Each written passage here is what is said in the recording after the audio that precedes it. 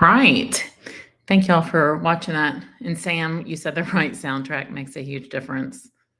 I know that wasn't the best of music. I had to use AI music because if you use like a good song, it will copyright strike you. So that kind of stinks. Hey Fred Z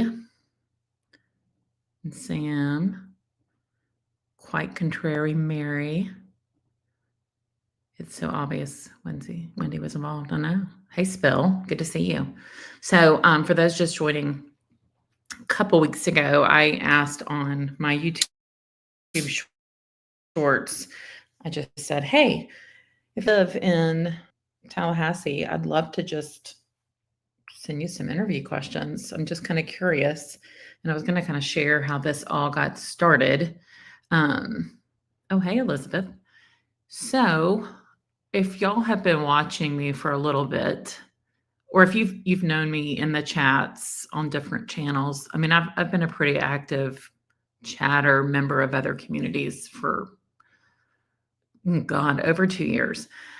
And then I just decided to make my own channel. But I always, whenever creative preschool comes up, I always put in the chat, oh, that's daycare. It's daycare. It's daycare.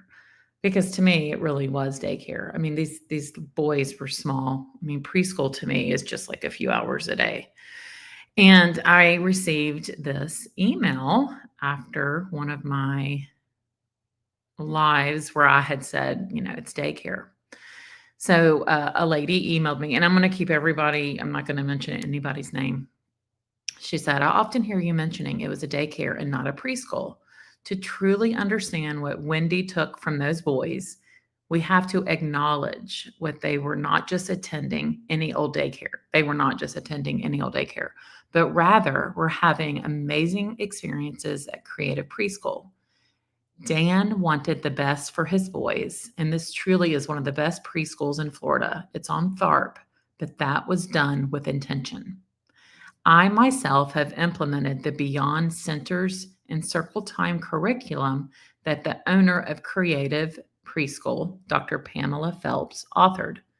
Teachers and early childhood professionals from all over the state visit the school and implement Dr. Pam's practices and teachings.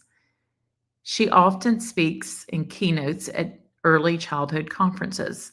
The boys were very happy there, and the owners were friends of Dan Markel. They had deep connections with their teachers and caregivers. Not only did Wendy rip their father from their life, but on the same day, she ripped away their teacher's safety and stability.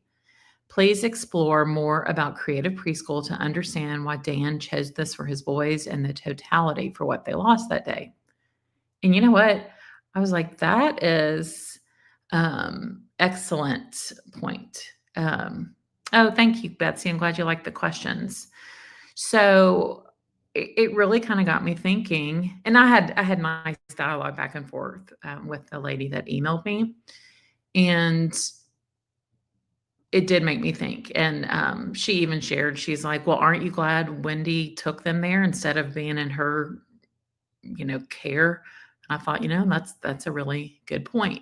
And she said that Dan even set up the same kind of learning that Creative Preschool had set up. I can't remember what it's called, but he basically was like simulated that at his home as well. And then when I was listening to the Extreme Punishment on Audible, because I just couldn't read it. I'm too tired when I go to bed. And Stephen Epstein talks about Pamela Phelps a lot because, as we know, Dan was shot when he was on the phone with that gentleman with the art and science school where Wendy had been in the lottery or whatever. And Dr. Pamela Phelps, who owns Creative Preschool and came up with this curriculum, she had advised Dan and Wendy that he really needs to stay in preschool. So if I'm correct, he has a July birthday, and those, especially with boys, it's better to start them later. But I just thought that was interesting. So I had really just focused on the impact of the tragedy on the Markel family and, of course, with Dan's friends. But then when I got this email about Creative Preschool, it really made me think about the broader effects within Tallahassee and just made me realize how far reaching the devastation was. I just had never really thought about it too much. So I know if something like that had happened in my neighborhood, I would have been freaked out. So I was just going to kind of share with y'all some of the, thanks, Sam. I appreciate all the information. Um, I just was going to share some of these with y'all. So I got another monitor, which is really exciting. Let me do something real quick. Just give me a second. By the way, yeah, Wendy is a monster. Wait till you hear some of this feedback though. It's sickening.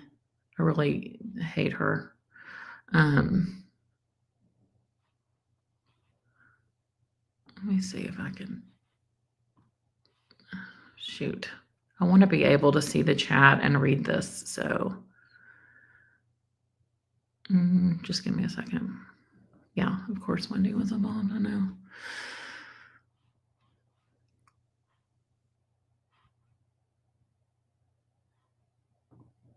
Y'all chat amongst yourselves just for a second while I do something.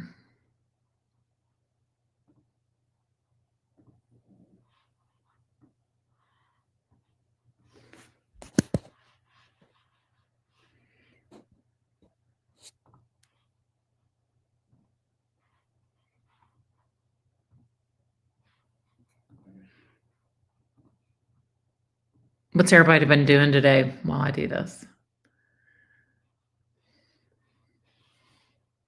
Y'all can talk about it a second.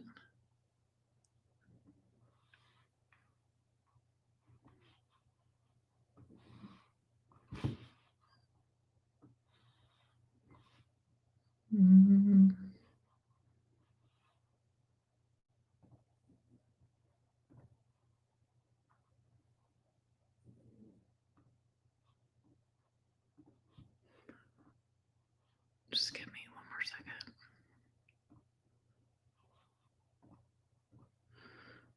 All right, I'm just gonna leave that on there. And now I can read this. So I heard from about, I don't know, maybe 12 people or so, but I am trusting that these people are being accurate. I can usually sniff out some BS though. So, you ready to hear a little bit?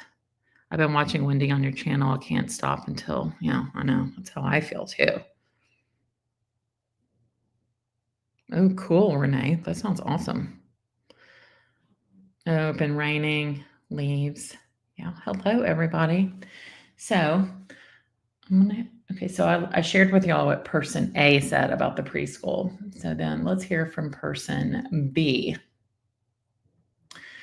I had hoped to organize all the responses by the questions, but everybody kind of replied a little differently. And so I just thought I'll break these up by people. Says, I'm a member of the Florida Bar, graduated from FSU in the early 2000s.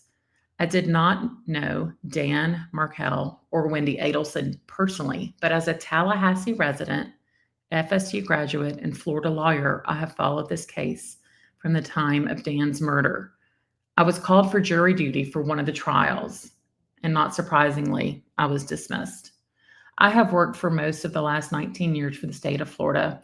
I practiced family law for a year, and I came to know many of the attorneys featured in this case. One thing I can certainly agree on, Wendy driving by the crime scene and her testimony regarding the same is totally inconsistent with the actual layout of Tallahassee.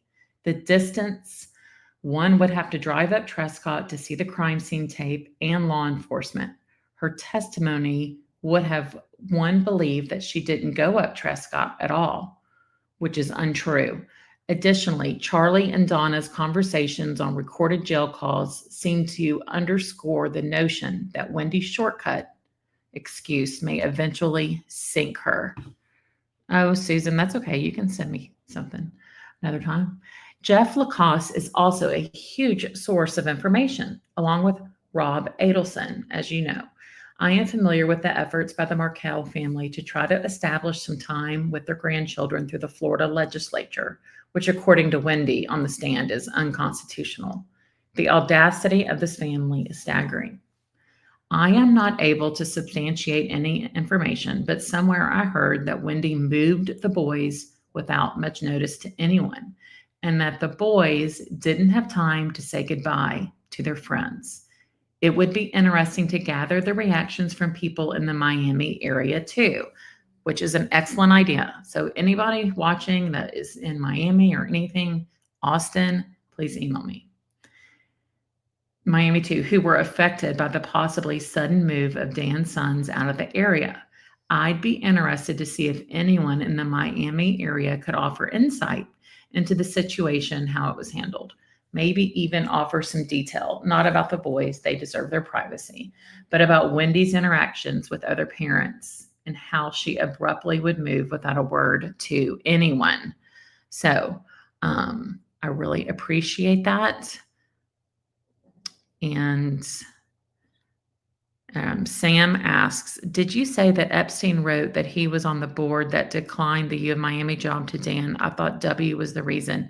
See, Sam, that's interesting. So what Stephen Epstein wrote was, no, he was not involved in the vote, but he knows someone that was on the board.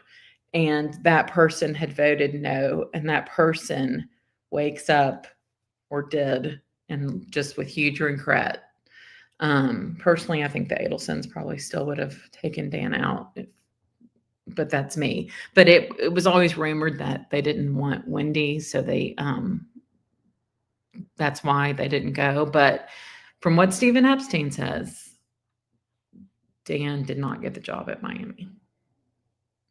But he shares a lot of other intel about other jobs that he got and how Dan was so invested in Tallahassee and he loved the quality of life that he was getting for his family and his boys.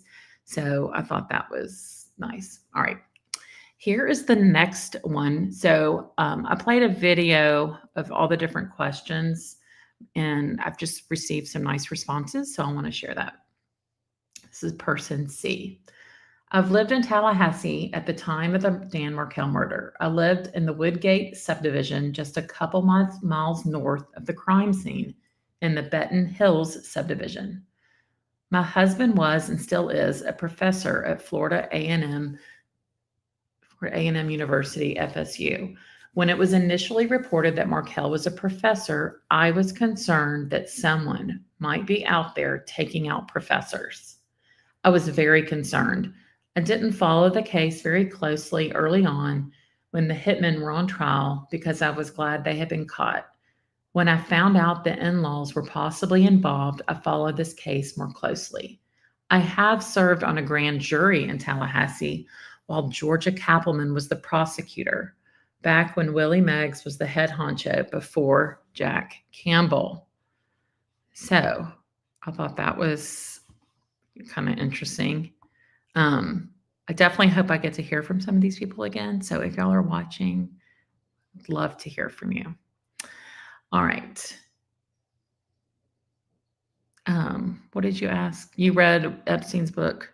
Did you know Wendy emailed him? Yeah, she did because she found out he was reaching out to people and basically she asked him to stop. I had not read that book for a long time. For one, it's really thick and it has small font. And two, because I'd always heard that he is like pro Wendy and didn't think Wendy was involved, Stephen Epstein. Now, I haven't gotten to that point. I don't see that. And maybe he's changed his mind, but I haven't gotten that at all. So somebody else can let me know what you think. All right. Person D is in dog. I lived here during that time. I also participated in a small group discussion of Wendy's book in 2013. I'd have to do some research to determine the exact time of year, but I'm pretty sure it was the summer of 2013. It's easiest to speak by phone. Nothing major, but I'd love to share my interactions with Wendy. So I have not spoken with this person yet, but I am sure hoping to. All right. Now this one is lengthy. So and if y'all can hear snoring, that is Katie Brown. All right. Person E. So the question was, did you personally know Dan and Wendy? If so, how'd you meet them? No, I did not. I lived one street over, though.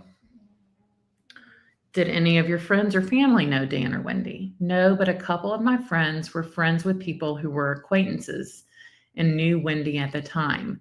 They did not have anything nice to say. Mostly, they said she was stuck up and fake nice at a small event of their friends, like birthday dinners and those kind of things. She never went out of her way to meet them, though their mutual friends would work to try to get the whole group friendly. I've also heard, hey, Audrey, I've also heard that, Wendy was very stuck up, which I just thought was interesting. Did y'all read my, what's that called? That little video I showed today in her College of Human Rights or whatever. And Epstein said that she had an office that was like basically the water closet. I just thought that was interesting for somebody so hoity-toity. All right. How did you first hear about Dan's shooting? What was your initial reaction? That was my question. I was actually across the street at Jimmy John's with one of my daughters when all of a sudden cops were coming from everywhere. It was truly an out-of-body experience. Can y'all imagine? And something I have never experienced again in my life. No one knew what was happening or what to do. Jimmy John's locked the doors with us and maybe 3 other couples in there, along with employees. I'm talking Leon County Sheriff's Office, Tallahassee PD, FHP, Florida Highway Patrol, fire department, law enforcement, ambulances, fire trucks, etc., screaming down Thomasville Road, one of the main roads in Tallahassee, to Benton Road, which Trescott is off of. Surprisingly, Jimmy John's is basically next door to the infamous ABC Liquor. I mean, can you imagine being there? I would have been freaking out. All right. What was the mood like in Tallahassee that day, especially among people who knew the Markel and Adelson families? I remember the day was beautiful. We were doing a lot outside. It was not scorching hot, maybe 95 degrees at the time, and humidity was low and not a cloud in the sky. I don't know anyone that knows the families. I asked, were people afraid? Was there a sense this might have not been a random act? Or did suspicion quickly point towards something more personal? They said, once I learned about it, I was so scared. I have kids who were young at the time, and there weren't answers or much information provided by police or the news. This side of town where it happened is especially a great side of town, safe and a space where you didn't have to truly worry about safety. I remember that night being completely creepy and being unable to sleep because I thought someone was on the loose. Hi, Sue. So we're just reading some like interview questions that some very kind Tallahassee residents have sent me. This one I asked, did you notice any changes in security at places like the children's daycare or the university after that? She says, I remember FSU law making a public statement regarding the law in school and classes, but I don't remember what those changes were. Personally, I remember not letting the kids go to the park, which is right at Trescott, and being very observant of my surroundings, keeping an eye on the area directly around me. Benton is a huge cut-through road, and in some sense, so is Trescott, but there was never a worry of safety until this. Did you personally feel unsafe or worried for others? Yes, 100%, as there was very little to no information that was coming out to the public. I mean, I would have been terrified. Hello, Pumpkin. How did the tragedy change the local community, especially law school faculty, friends, and parents? Public schools were not in at the time since it was summer, and there's not a lot of daycares directly in that area. Our major hospital, Tallahassee Memorial Hospital, is 1 to 2 miles away, but I'm not sure if they went on lockdown or anything. And by the way, if anyone in the chat is a Tallahassee resident and wants to add anything, we'd love to hear. Were there conversations in Tallahassee about justice, privilege, or manipulation in the aftermath? People were mostly wanting answers and justice for Dan. I remember a lot of uneasiness regarding the lack of information or arrest in this case. Then, the more that came out, people were worried about who would get away with it. What do you remember most vividly about that time? Something that captures the feeling of those weeks and months. Uneasiness, completely and totally stripped of feeling safe, constantly looking over your shoulder, watching your street for anything abnormal, scared, walking around the house, scared to even go into or open my garage. What a paralyzing feeling. She did not know the Markel boys, but can you imagine? Like, I think about it, and I don't know about y'all, like, even to this day, if I see one of those pine mica Priuses, I kind of get like a little jittery. Okay. At what point did you begin to suspect that something wasn't right, that this wasn't a random crime? My family and friends all thought it was random because there was so little information immediately after or even prior to the announcement of the arrest. After it came out that Wendy also had worked at FSU Law, it was shocking, but never even suspected her because who does this? I do remember friends and I thinking she must be in the witness protection program because it's like she was hidden and it was such a scary situation. Again, very little information to gather accurate thoughts. Yeah, that is how Wendy is. Wendy is probably feeling a little bit, she wishes she was in the witness protection program. Were there conversations among friends about possible motives or involvement? She says, I know for my group, we thought money had to be involved. It was motivated by money. Where Dan lived is a highly desirable area. The homes mostly start at $450,000 plus today and even more pricey. So at the time, it was hard to really think of anything else when you weren't directly involved in his circle or life. How did you and others process that realization as more details came out, especially with arrests happening years later? At that point, my entire group knew it would come back to Wendy. Never thought the whole family, except Rob, wouldn't be involved. But when random people were arrested from Miami with no known connection to Dan, a completely different lifestyle than him, I think collectively, although it wasn't said, everyone knew this was going to be bad and it would be connected somehow to his ex.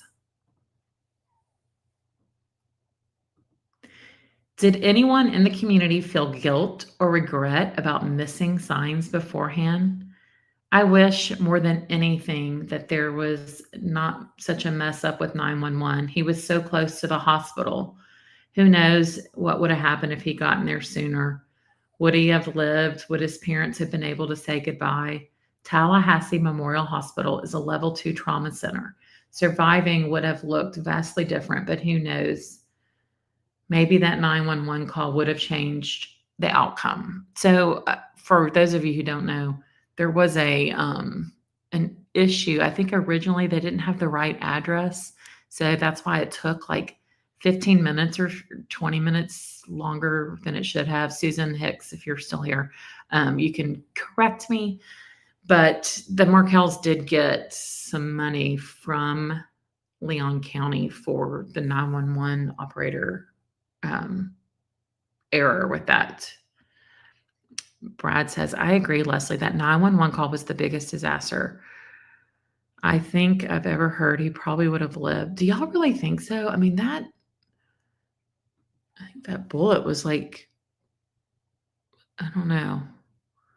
I lived through the DC sniper, says Spill. So many shootings near me, and he was caught by a rest stop. I pass by every day. The terror is real. I bet they were all so scared. I agree. I remember that DC sniper. I lived in Atlanta at the time, and our house had like that two-story living room, with the kind of like the walkway with the banister up above. And I was like scared to even walk in front of the window. And I was in Atlanta. I wasn't even in DC. Yeah, here for today. I agree. He might have had severe brain damage. Yep. Okay. How did people in Tallahassee react to the arrest of Garcia, Rivera, and later Catherine McBanois? I truly think because it was so random to Tallahassee to a specific house that there was more interest because at that point everyone knew he was estranged from Wendy in a messy divorce. It piqued the entire town's interests. What was it like watching Jeff Lacoste testify? Knowing him, or did you know him? I don't know him personally, but to hear of places he went in town with Wendy, and those are places I frequent or had been to, truly it was wild. To know exactly where they're talking about and the places and the roads, I can only imagine. I mean, that would freak me out. Oh, thank you, Susan. Susan says the coroner said that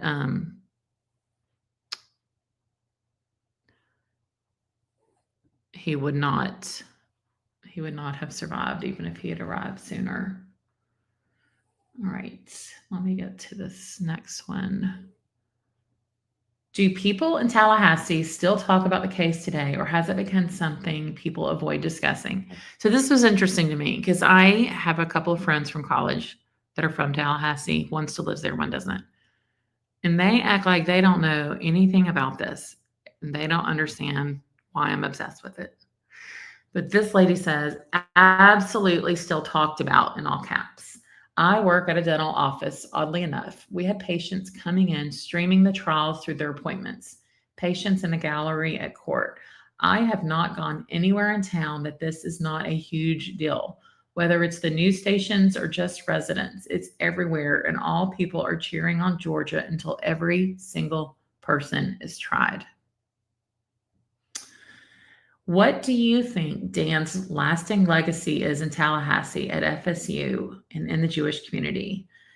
That he was a good person, he was brilliant, a loving father, wanting to be involved both with family and through faith, raising his boys the way he thought would be beneficial to them. How do you think this tragedy changed people's sense of safety and trust? I'm not sure. I moved out of the area of Benton because we went so long without answers that it truly freaked me out. So my sense of safety there was completely stripped away. Can y'all imagine like moving? I mean, I feel so bad for them. I wonder if Jeff Lacoste has regrets about not going to the police with the hitman joke.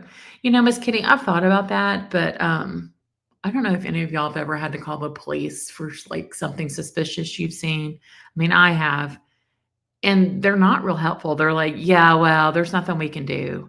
And that's generally how they are. So I don't know. I mean, I'm sure, yeah, he probably wishes he had, but they would have probably been like, well, I mean, people are just saying that. You know how you say stupid things sometimes? All right, I ask, has the city healed or does the case still linger under the surface? She says lingers for sure, but only lingers for Dan's memory in the sense of wanting 100% justice. I said, looking back, what stands out to you emotionally about this entire story? They said how it was all so avoidable. None of this was needed, and how sad that there truly are people that are this selfish and people that would still defend the Adelsons after all that's come out. Well said. Like chagrin and that Susan lady. What do you wish people outside Tallahassee understood about this tragedy, affected and how it affected the local community? She says it's much deeper than any 2020 or Dateline. This was huge, and it was and is sad. Tallahassee was very heavy for a while. Then, when the arrest got aired, Tallahassee got mad.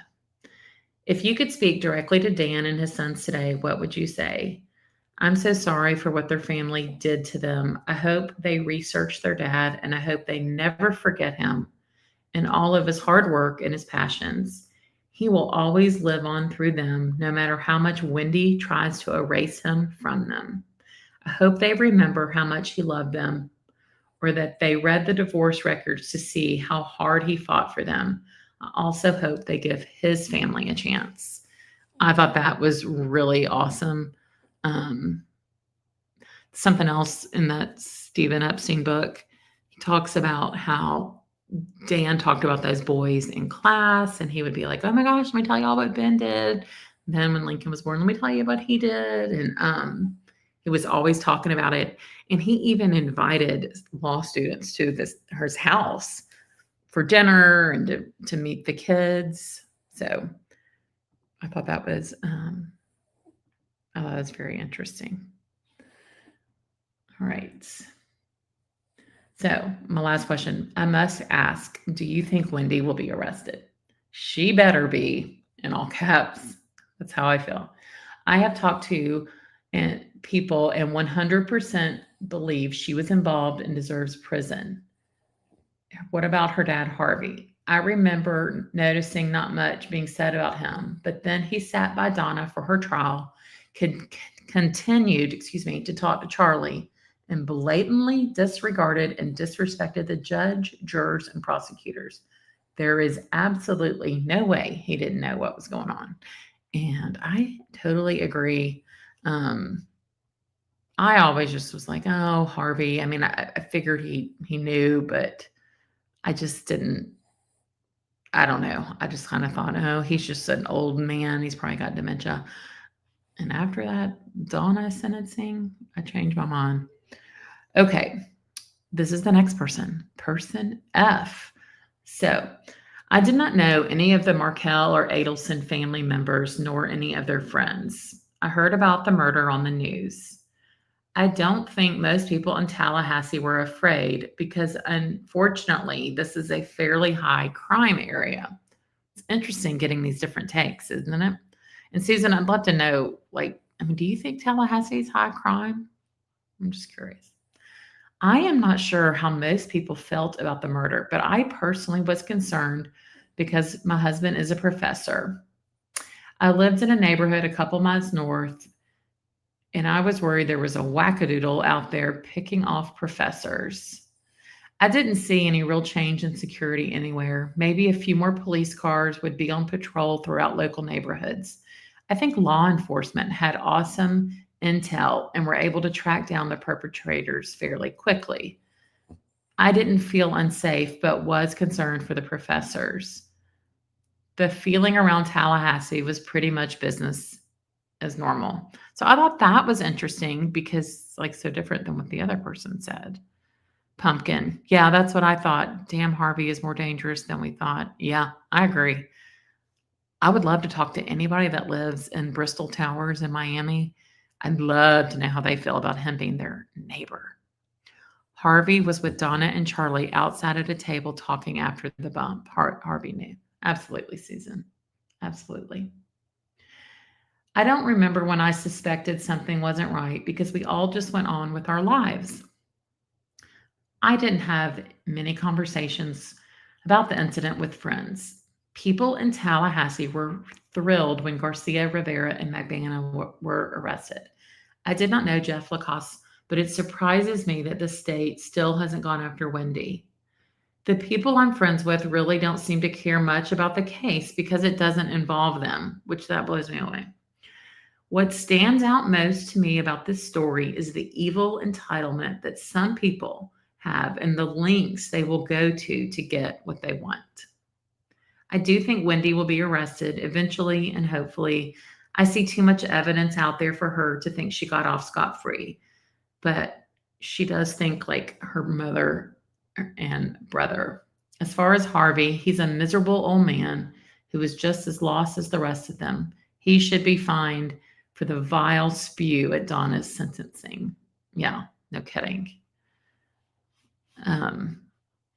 Thanks, Dawn, for the comment. I truly hope beyond hope those boys get help. Trauma gets buried to survive, and resurfaces later in life. I am living it. Love to those boys.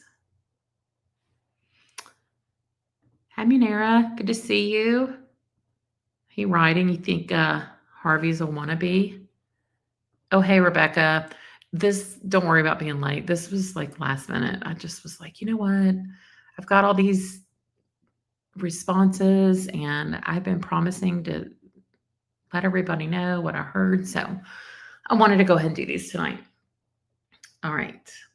This is another person. Did you know Wendy or Dan? No.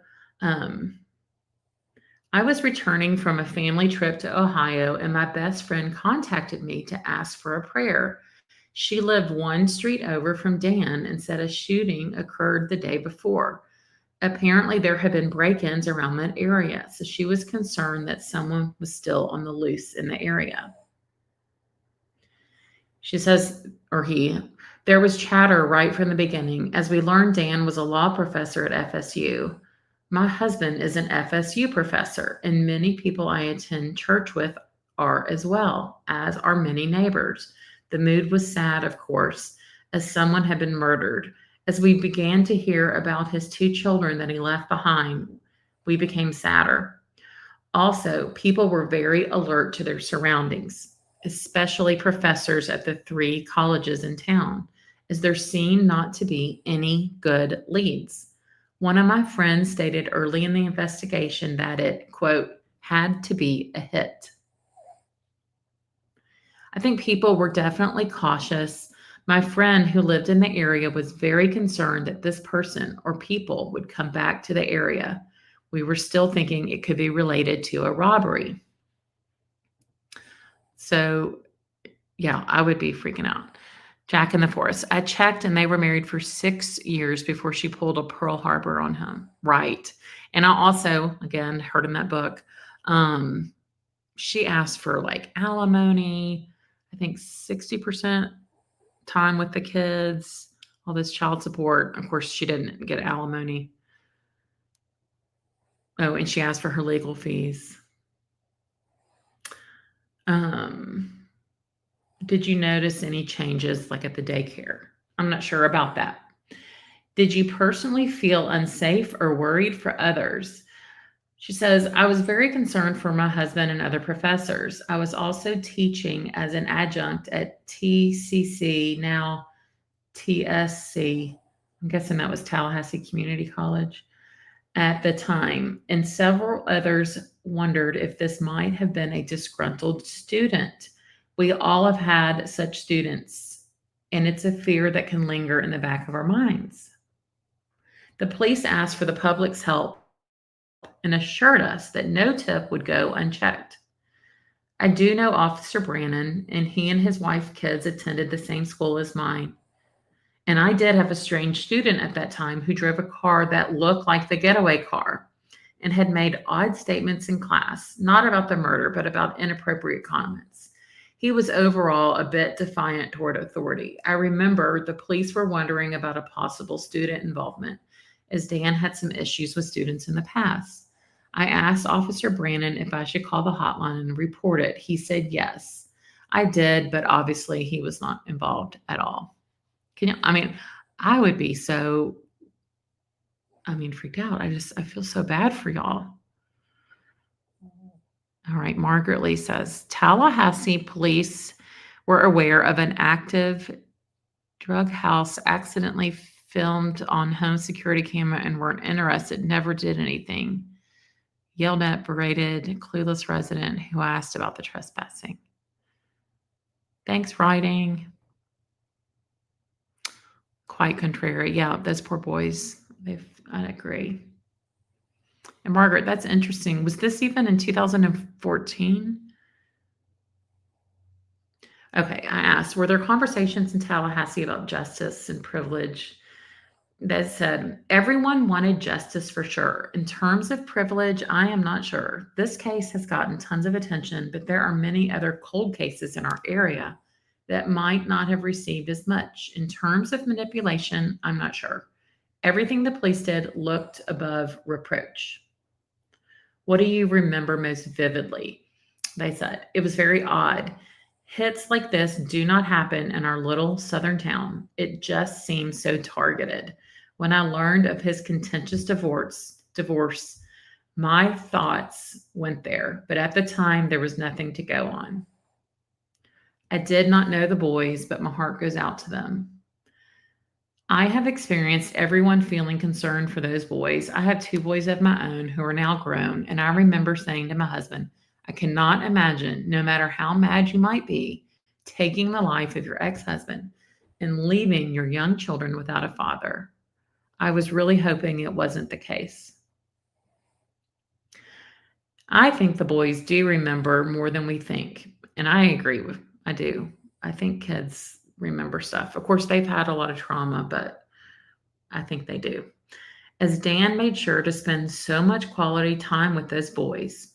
The pre-K they attended is a community-oriented one, and I remember hearing that Dan and his boys would often get together with other parents whose children attended there. I think that makes for a rich memory bank of many activities, and the TV would be something you remember as a child. Who would want to watch a broken TV? It's so true. Oh, thanks, Spill. Spill says she has the police report about Dan's alarm going off the day before. Very cool.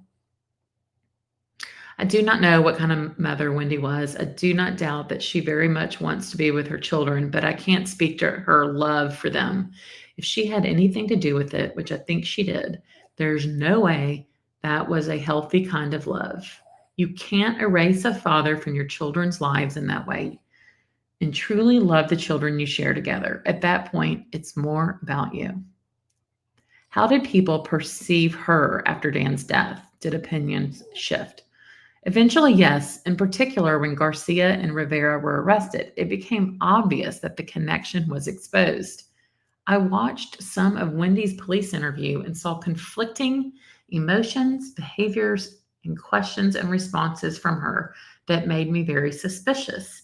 Everything started falling into place once the arrests began.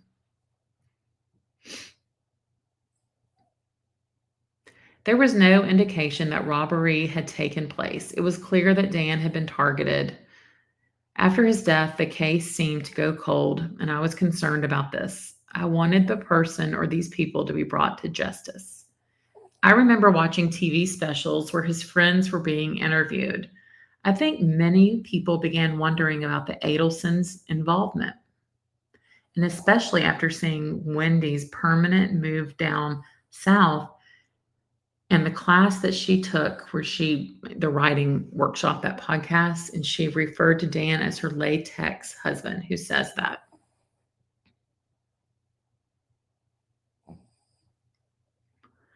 We talked about this is about talking with friends and trying to process it. It was mainly me and my husband and a couple of friends. As time went by and the people who were young when it happened grew older, there really remained a group of people who were old enough to remember when the shooting happened. I think Dan's family, friends, and close associates have done an amazing job at keeping his memory alive. Listening to Stephen Webster say that his wife knew it was the Adelsons right after he was shot is amazing. Also, Stacy Duggar, whose ex-husband was Dan's attorney, apparently knew they would kill him. I don't know how they are doing except for what I hear on specials. We were blown away when Garcia, Rivera, and Catherine McBanawa was arrested. It was then we realized the connection, and it became so obvious what had likely happened. I find Jeff Lacoste so credible. I feel for him. I think it's so hard for him to serve as a witness time and time again. I agree. I think he probably felt used by this woman whom he was very fond of. Yep, I agree.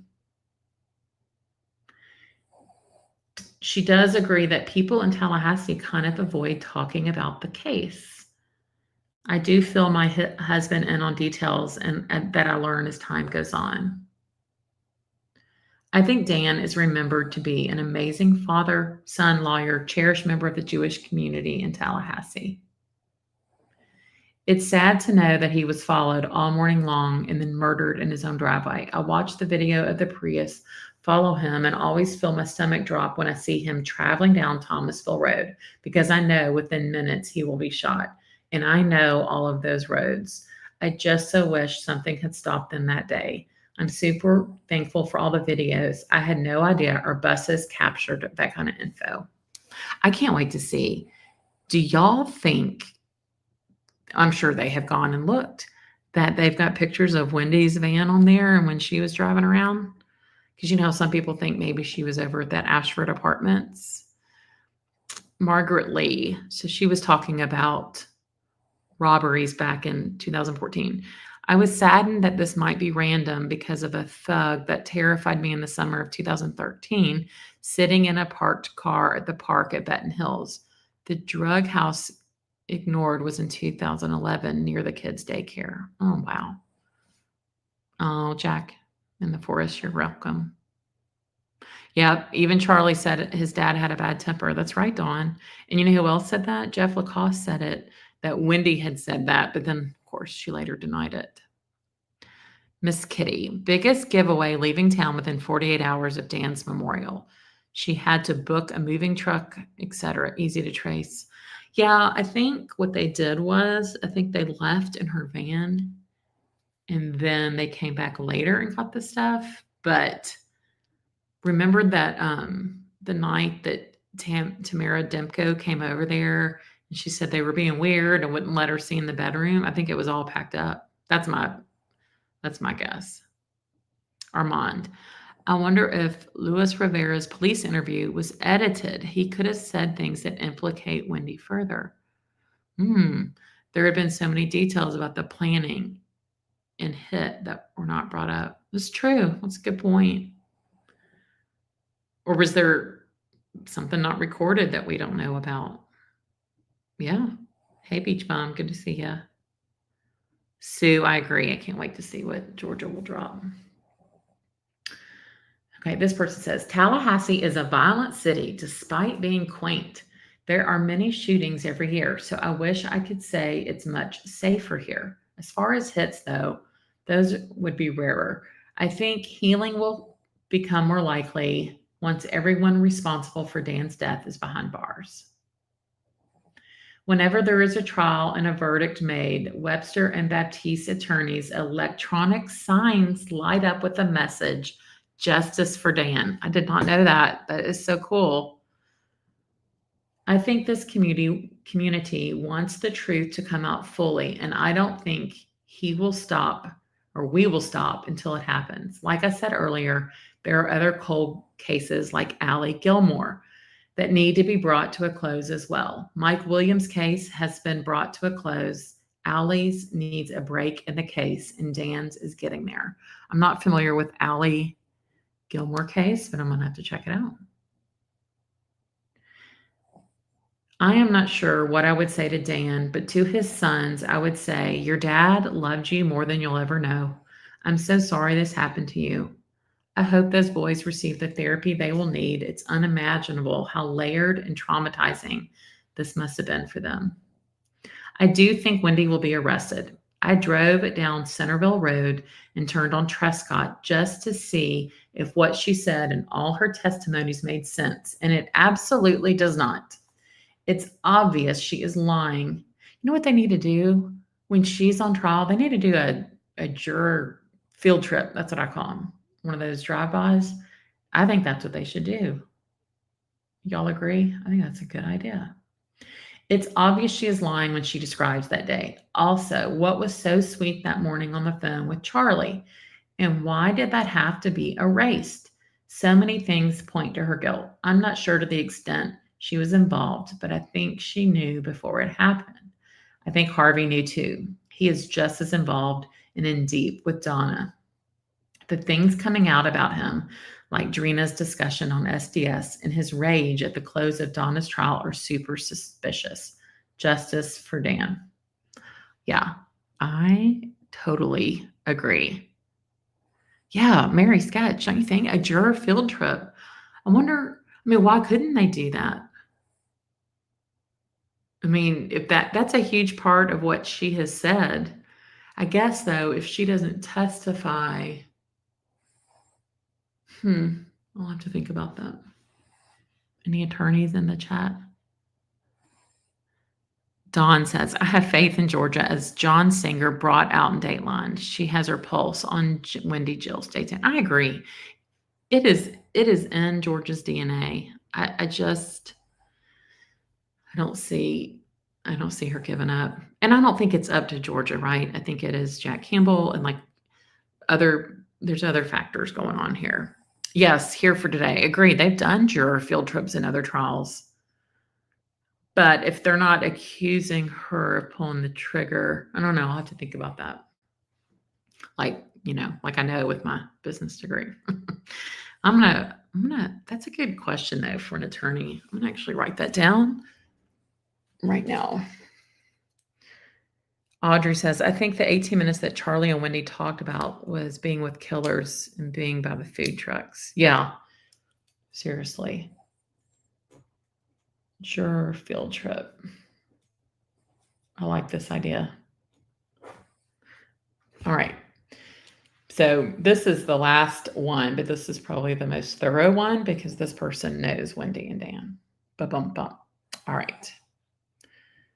All right, let's see. Jack in the Forest. Remember what Jeff said to Isom? He was so smart to generalize it. Social workers ask if there was incest or if there was violence. He said this, describing the strange relationship between Wendy and Charlie. Yep, he sure did.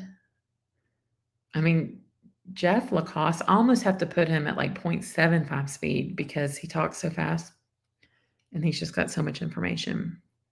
Oh, Top Cat says, Wendy got a friend to move her furniture after the memorial, so no record of movers. Oh, I didn't know that. Interesting. Brad, oh, your field trip to the house, like Wendy drove to the house, that'd be what iced the conviction. Yeah, I love that. All right. So this person, the question was, did you personally know Dan and Wendy? Both Danny and Wendy were coworkers of mine at FSU. I met Wendy first because she worked directly with students and later met Danny through her. When I'm trying to leave out certain details so they're not identified. When Wendy left Danny, she moved in a few doors down from me and became my neighbor. I share a lot of mutual friends with both Danny and Wendy. I heard of the shooting briefly from the local news, then from a mutual friend who also lives on Trescott and knew Danny and Wendy.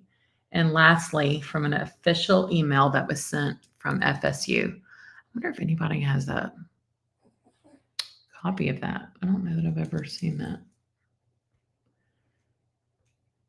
All right. What was the mood like in Tallahassee that day? They said disbelief, somber, like it wasn't real. And then I asked, were people afraid? Was there a sense this might have been a random act, or did suspicion quickly point toward something more personal?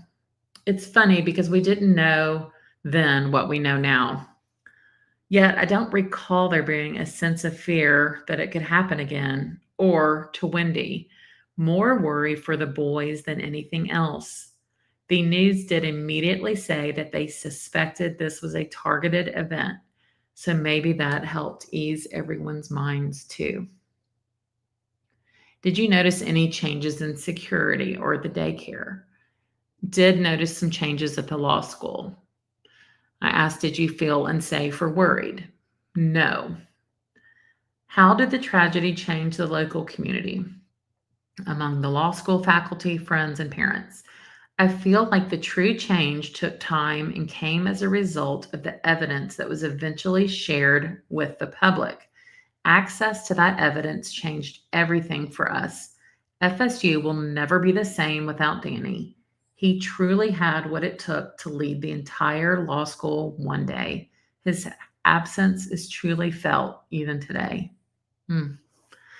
As I've been listening to Extreme Punishment, and talks about, I think when Dan was hired on at Florida State's law school, they were ranked 51 as far as law schools in the US. And then it wasn't too much time, and they were like ranked number 45, but now they're even higher. I want to say they might be in the 20s. I could be wrong.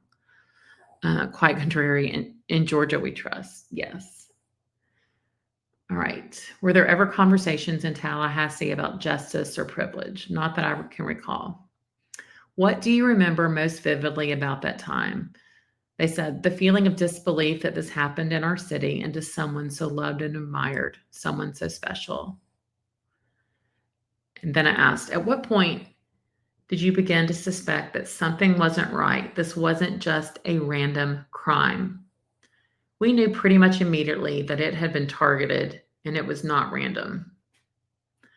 Were there conversations among friends about motives or involvement? As you saw on the police interviews, much of our conversations revolved around the possibility of someone close being involved. Wendy's disappearing act after the memorial on Sunday rose even more questions in all of us. How did you and others process that realization as more details came out, especially with arrests happening years later? Shock, but cannot say that we were not fully surprised. That we were fully surprised, sorry. Did anyone in the community feel guilt or regret about missing signs beforehand? Not that I can recall.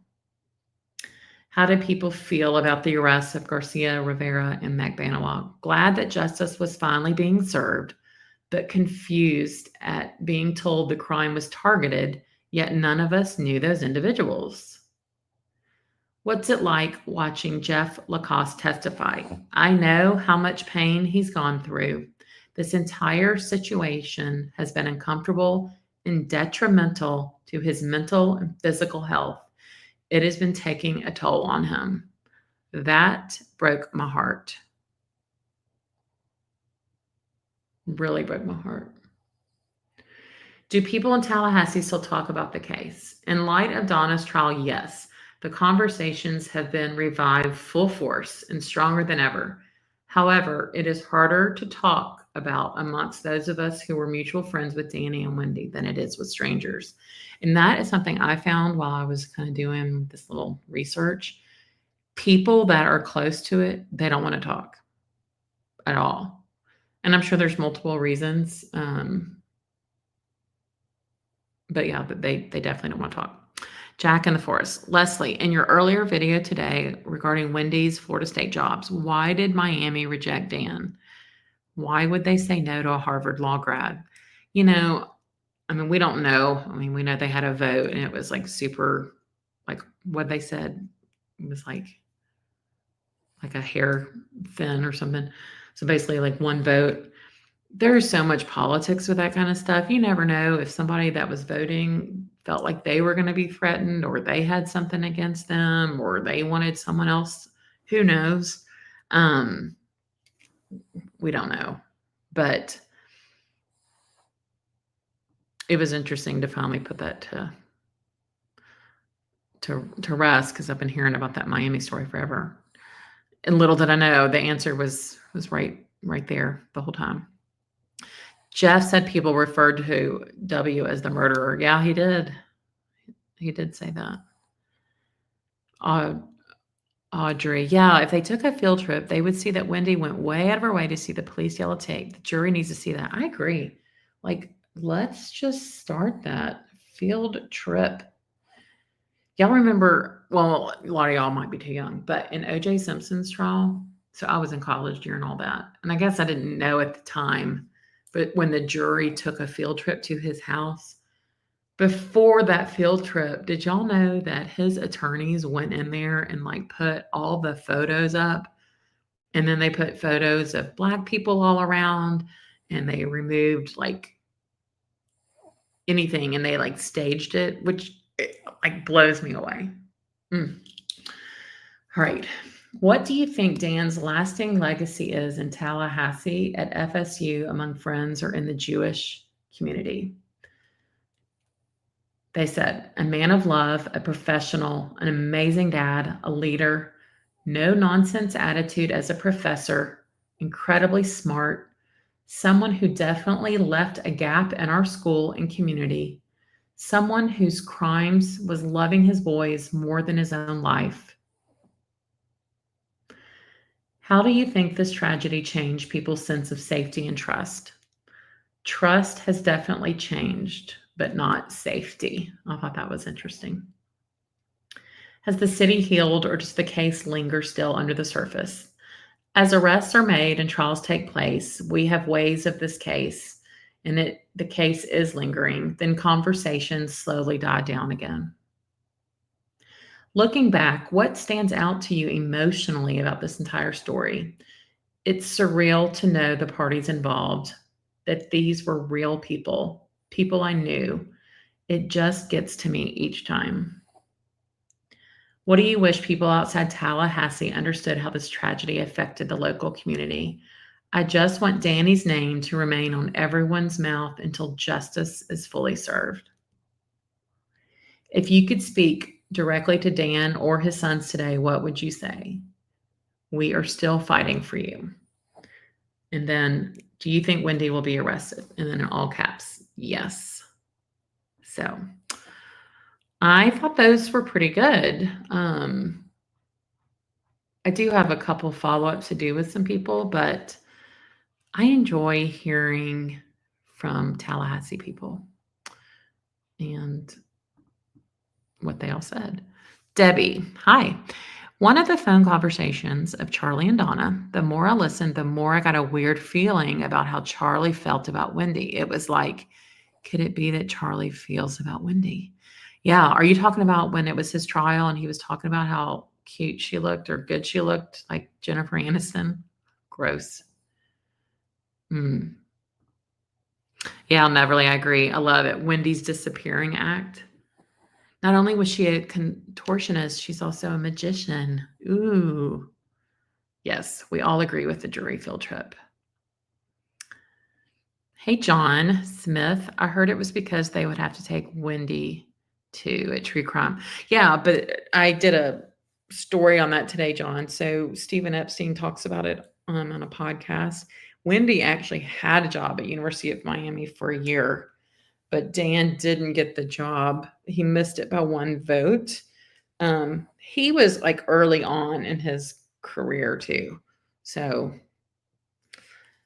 yeah, I still don't think it would have been good enough for the Adelsons. That's just my opinion.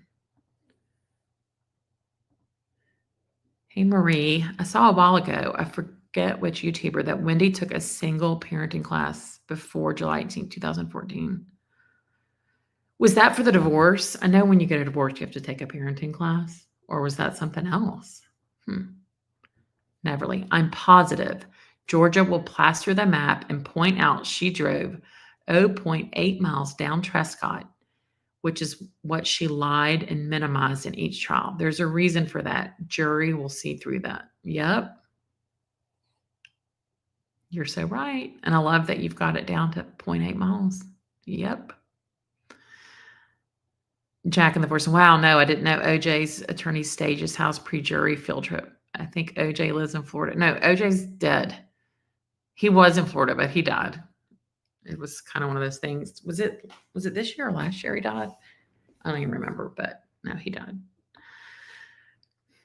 Top Cat. I heard Dan wanted Wendy included in a package deal and they didn't want to take her, so he pulled out. Not sure if that was Miami where that happened. Yeah, so Stephen Epstein talks about it. It wasn't there, but I mean, it was a package deal like at Houston, University of Houston. They gave Wendy like a sweet offer too because they really wanted Dan. But Wendy didn't want to move that far away because it would have been like over 1,000 miles from Miami. And she was pregnant with Ben at the time. But then what Dan did, he's smart, he leveraged that offer, went back to Florida State, and they bumped his salary from like, oh, what was it? Like 110 to 160 or something. And then he asked for tenure. I'm kind of forgetting the exact facts, but he asked for tenure. And I don't know if it's the dean or whoever it is at the law school, but Florida State has really strict rules on that. And he said, I can't give you tenure right now, but I can in 1 year. And he got it. So, Impressive. Oh, you're welcome, Neverly. Audrey. Yeah, the way Jeff said that they were in the hot tub creeped me out too. It all creeped me out. But they all went and ate a big dinner and then came back and got in a hot tub. Makes me gross. Ugh. Spill. Yeah, you heard that. Yeah. Brad. Yeah, there's a gross look about those two. They look at each other. I can't put my finger on it, but I think it's what I think it is, which is really sick. I know a lot of people are saying this. I just, ooh, it's really gross. Jack and the Force. I read the same thing. That make a lot of sense. He looks out for her versus she uses him to climb. Neverly. She did take a single parenting class and did not tell Dan because she was planning the Pearl Harbor. Oh, I see. So she started doing the divorce requirements before she ever filed. Mm. And we heard Rob Adelson in his mom's trial say that Wendy planned the time that she called Dan, it was right before he was about to present. And Stephen Epstein goes into more details on that as well. It was so plotted. Oh, it was so evil. And her parents were there all weekend helping her move into her house. And they took dishes and silverware. And then she never gave the inventory that she was supposed to of what she took out of the house. Really nasty. Hey, Spencer. Oh, your dog's cute. So sorry if I'm repetitive in asking this, but I followed the case closely and have never understood the food truck connection that has something to do with Wendy. Oh, hey, Spencer. So where that came up. So one thing about me that I like details. I'm just a detail person. And every time I listen to the interview, I pick up something new. I've listened to it so many times. And a lot of times I'll listen to it when I'm not watching the screen, right? I'm doing other things and you'll hear different things. So I heard her at one point in the interview say, I went to an art show with a friend. And then I heard her on another thing say, I met a friend of a friend, a new friend, Malia, and we had a great time. We went to the Tallahassee food trucks last night and we hung out all night. I thought that was really weird that she just meets a random friend, like a new friend, somebody she didn't know, and she went and hung out at food trucks. I mean, what are you doing at food trucks? Now, somebody from Tallahassee did email me and said that near the food trucks, there is an art gallery exhibit thing. So maybe that was all one.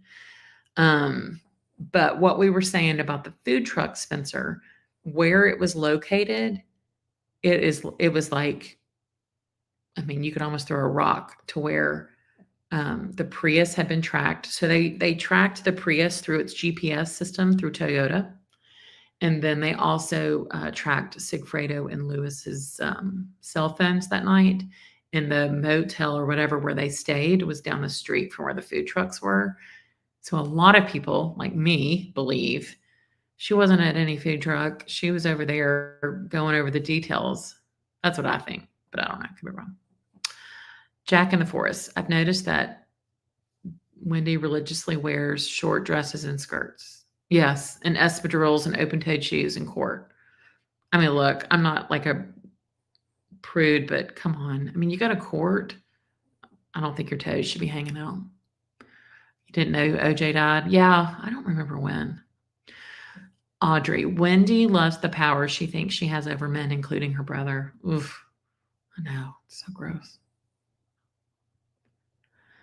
Debbie, oh, the conversation made me feel that Charlie wouldn't want Wendy to have any man in her life. That's interesting. Dawn, I agree. Charlie and Wendy's relationship is part of something weird.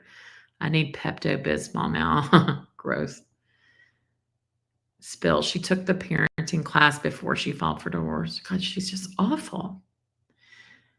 Spencer, well, we need to know about this new friend. Yeah.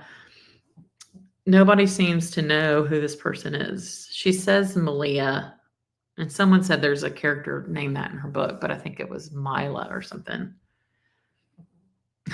Blue River, hey, the hot tub was probably tested for an STD. Yeah. I think about grown adults going out to Yardbird or wherever it was they went eating, and then you get back like, hey, let's get in the hot tub.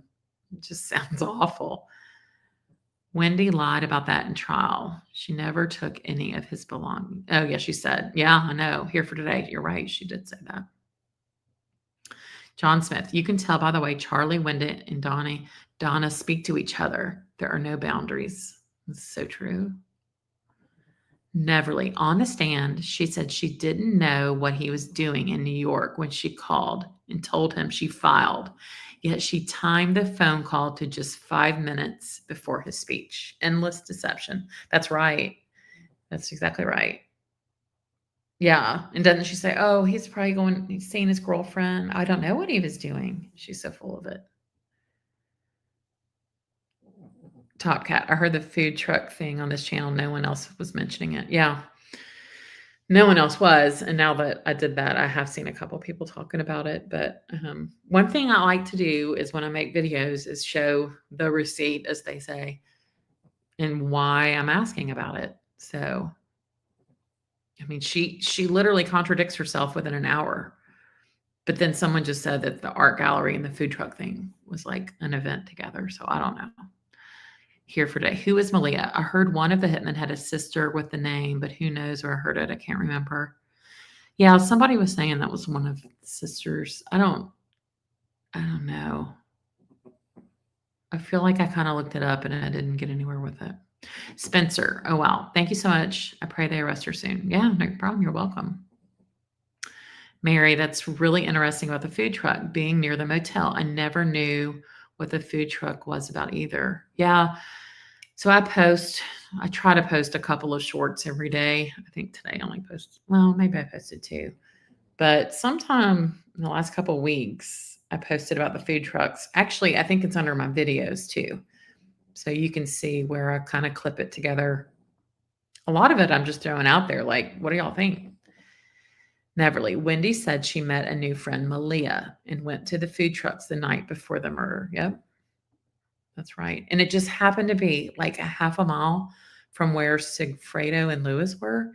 And at one point, where the Prius was, it was at this intersection that was like maybe a block from the food trucks.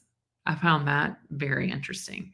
But they may not be going into it because we know because of this derivative use and use immunity, George is very careful with what she asks about. So we'll see. So maybe that's going to be part of presentation. I did have somebody email me and said I needed to stop having these shows because I'm giving the defense too many ideas. I mean, I was flattered. I'm like, really? I don't think so. It's good to see a blue river. Hot tub was a petri dish, right? So gross. Quite contrary. You of Miami didn't want Wendy, so they turned down Dan. I read this somewhere. Apparently, Dan wanted Wendy there too. So Wendy had a job there. In some of those published articles, it shows that she was a what do they call that? Like a fellow or something. She worked there. She did have an offer, or she had a job there for a year. But for, I guess, the level of Dan's job, they voted no. But he returned to FSU. But like he got really invested in the Tallahassee community. He was very sought after. So Blue River, especially with the lifestyle that Wendy has. Yeah, the petri dish. She got something going on though. Neverly is funny. Frances, first time she made up gibbers. Then in next trial, a friend helped her. She seems to have imaginary friends. Yeah, fibbers, right? Neverly, Wendy is a walking contradiction. Every statement she makes is a contradiction. Yep. And that's why on the trial 4, I split it up into 2 nights. I basically just did edits, like showing where she contradicts or other witnesses contradict her. It's really interesting. Yeah. If you see Wendy's interview with Isom, it shocks me how often Wendy laughs, chuckles, and appears happy sometimes. I know. She talks about totally frivolous stuff and a lot of social stuff. Just shocking. Yes. And her interaction with Jane. Ooh. Gross. Spencer, the question I cannot wait for an answer. Who told Katie Dan had been shot before Lewis and Sigfredo called Katie? I know. I'm dying to know that too. I still think, I don't know. There's a lot of theories. Some people think the credit card was monitored because she had her parents' credit card. And so when it was swiped at ABC Liquors, then that was the message. Then Donna would have known. Some people think she was like in the woods watching the hit and then she had a burner phone. I don't know. Yeah, Spencer, it is the $1 million question. That's right, Neverly. Can y'all hear my Katie snoring? I don't know if y'all can hear her or not. She was way too relaxed. I don't know if that's the best description besides calling her a bitch. Yeah. She was definitely digging for info. Have y'all watched Veriscope? Oh my God. His analysis of Wendy is unbelievable. Margaret Lee. Wendy is always near the hitman or KM or Y. Who's Y? South Beach food truck beach. Yep. Right. Dawn, I think Georgia will ask questions of Katie and Lewis that will be answered that weren't because of her immunity. I was kind of wondering that too, Dawn. Like she's very careful what she asks them. I just worry though. I mean, even Lewis seemed a little rusty on some stuff. I mean, if I was like a major witness, I'd be writing down in a notebook every day, like so it would be ingrained in my brain. Hey, Donna, you're late to the party. That's okay. You can go back and watch. I read my interview questions with Tallahassee people. And just had a lot of different questions just about the ripple effect in Tallahassee. Wendy did drive by and called Katie from a burner phone. Yeah. I always thought, like, did she have that burner phone in the van somewhere? Or maybe she ditched it at the gas station? Here for today. Yeah, Veriscope is so good. I could listen to that guy talk all day.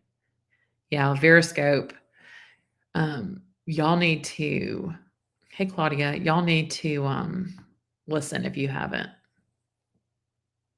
He's got a British accent too, so I could listen to it all day. Yeah, everybody loves Veriscope. Neverly, Wendy seemed like she did not want to leave the police station. She could have demanded to leave and be with her children. Since she wasn't a suspect, they would have let her leave. Yeah, it was. And then when she's like, do you need to read me my Miranda rights? I know I am a suspect. Yeah. Oh, Yendra, Luis Rivera's friend. I thought Yendra was Katie McBanw's friend. Yendra used to come in here, not in mine, but in other chats. But I think she's just, because of all the trials and stuff, she said she's just keeping a low profile. Spill might know. Was she in law school or did I dream that? All right, Claudia. Some of the stuff Wendy says on the stand makes him laugh so hard. I know, it cracks me up. Dawn, Leslie, I've asked in other chats, no answer. Who notified Markel's of Dan's shooting and death? So what they show in Wendy's interview is that because they're out of the country or anytime when someone is deceased, they like to call the local authority and have them go in person and notify because they don't know how that person will respond. So, like in the military, you'll hear like a military person will come to the door and people know, or a state trooper.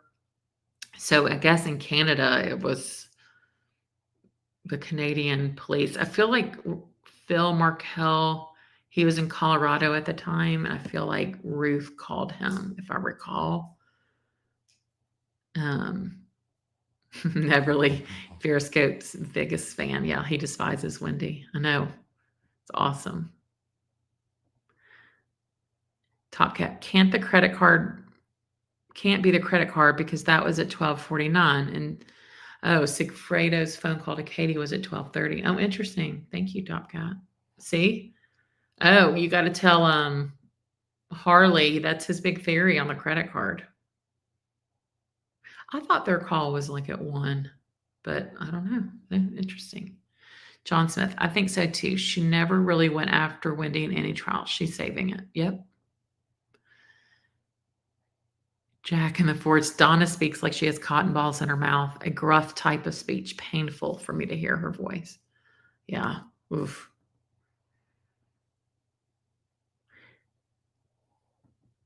Oh, paralegal school. That's right. Yendra is in paralegal school. Thank you, Neverly.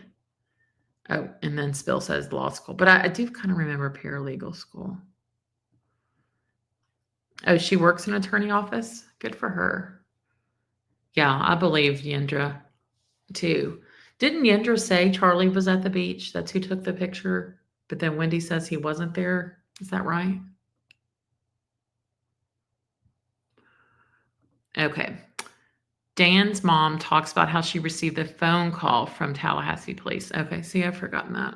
I got to reread the book.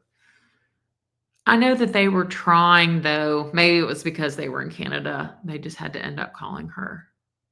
Kathleen, game changer was completely a confession to me. Yeah. Oh, wait, you mean he's not dead yet? Okay, that's a game changer.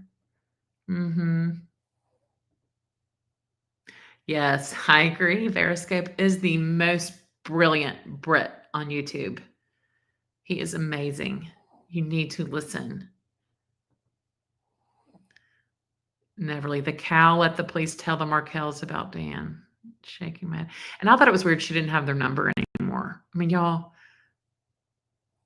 my first husband got divorced many years ago. His mother is not even alive anymore. And I think her number is still on my phone.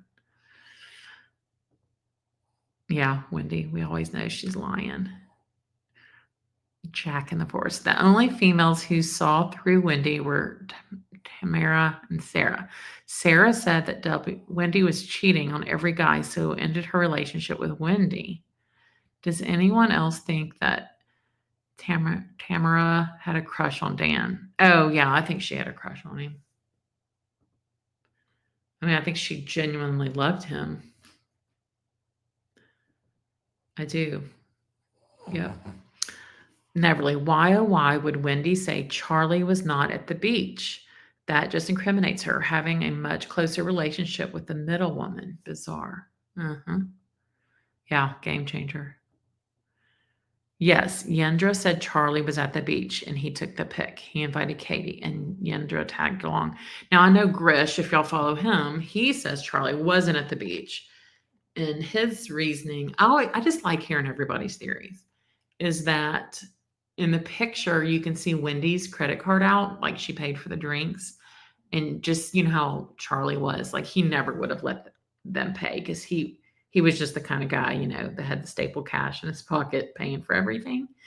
And then Grish also said it looked like it was a selfie, like an auto timer, but I don't know. I have a hard time believing that Wendy would just go hang out with them alone, but that's me. Audrey, she probably deleted it the day before, like she deleted a bunch of other stuff. Yeah. Have y'all seen, was it in the first or second trial when Wendy says she has things on her calendar and after she completes them, she deletes them? Oh my God, that is hysterical to me. I mean, I don't know about y'all, but like my Outlook calendar at work, it is kind of like my Bible. I mean, and sometimes when I'm like, oh, wait, when was that meeting? I look back, why would you delete something? That doesn't even make sense. So since she has said that, I hope somebody has looked at her calendars to see if they're all clear. She deletes it. Yeah, Charlie took the photo. Exactly. Margaret. Yendra, hopefully only being used by Katie, another buffer layer. They were together the day Sigfredo was arrested. Yeah, Yendra and Katie were about to go to Disney. And then Katie didn't go because Sigfredo was arrested and Yendra went. So I believe Yendra. Yeah. Hey, writing. Neverly, Wendy had Dan's sister Shelly's phone number. She could have called Shelly and tell her and asked for their number, but she knew she would think she could. Yeah, exactly. I mean, Wendy even says, "They're going to think I did it." And Ison goes, "Oh, now come on." I mean, it's like how a dad talks to a daughter. Liza, I don't know what that is, but I know here for today. I never delete stuff either. I have my phone set up that after 30 days, it starts deleting text just because there's just so much. But oh, that's hysterical. Liza Divine. If you complete, you must delete. Yeah, but that's what she says, that she deletes everything. And George is like, okay. Mm. Oh, Dawn's in Canada. She says, I live here in Vancouver. Yes, the police come to notify of a death. Yeah. Yeah, writing you're back. Glad you're back. Spencer, we're here. This is the kind of questions we were here for. I don't know how to ask this without it seeming like gossip, but I've heard it talked about over the past week or so. It's really intriguing me. Are both boys Dan's biological children? We don't know. We don't know. We know that Isom called Wendy and was like, hey, I'd like for your parents to come in, for questioning. It was the day after Dan's service in Tallahassee. And it was, oh, it's breaking up. And he asked if he could also get DNA samples of the kids. They just like to do that of a deceased in a crime. And she's like, oh, yeah, I'll have to call you back. It's breaking up. We're already 4 hours outside of Tallahassee. And then she had her divorce attorney call Isom and say, you can call me from now on. So we don't know. I mean, we don't know, Spencer. We don't have any reason to believe it's not. We don't know. But at this point, we're all going to keep speculating. True Seeker. Hey guys, Wendy didn't delete her calendar because that's what she does. She needs those dates to look back on. Yeah, true. Well, and remember when a mistrial, when George is like, oh, well, you entered in your calendar TV repair, but then she did delete it. I don't know. It's interesting. It's maddening. Yeah, I know. That's why I say she's the mastermind. She's still free.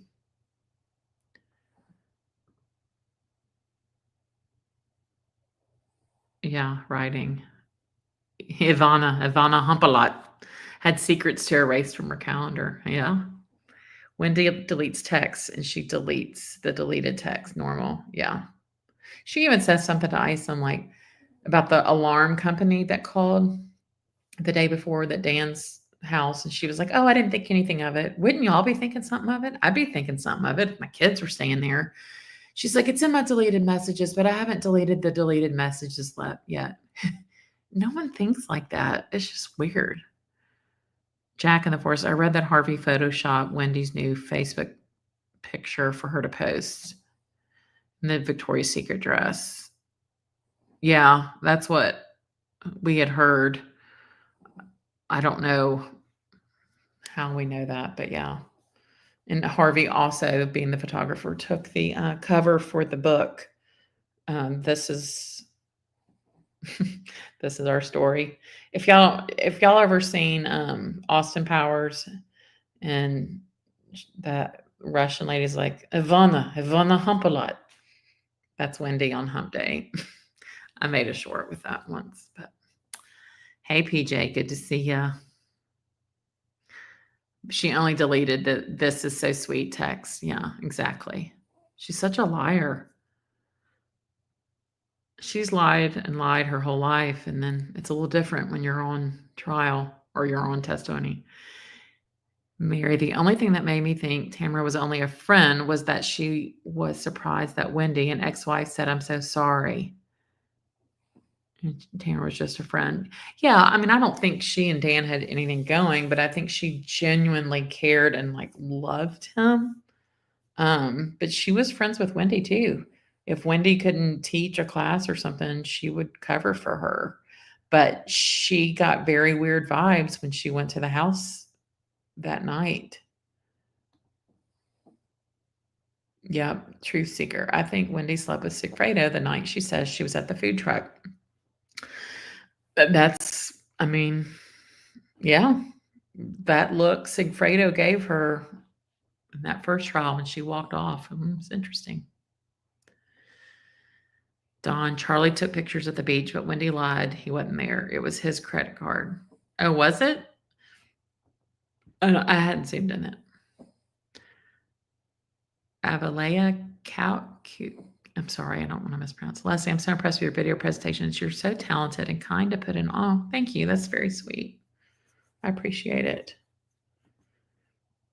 Claudia, I'm an Ison fan. He was on to her from the beginning. He lets her tell her 6-hour story.